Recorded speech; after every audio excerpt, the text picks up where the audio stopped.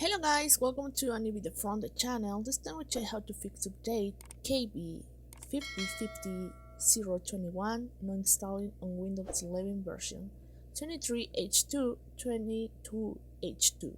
So guys, following this step you will do it. So the first one is restart the app read-only service.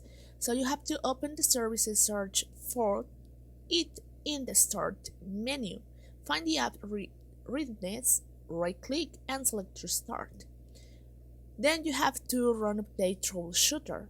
Go to settings, system, troubleshoot, other troubleshoot, and then run the Windows Update troubleshooter. Then you have to restart Windows Update services, so you have to open the command prompt as administrator and run these commands by one. Okay, so then clear up the cache in your command prompt, run this part that you can see here. This one you have to run it, and you can do this next one too. Okay, so then use Windows 11 installation assistant, download it from Microsoft official site and follow the instructions. Manually install the update. Visit the Microsoft Update catalog and search for KB5050021. Then download and install it manually.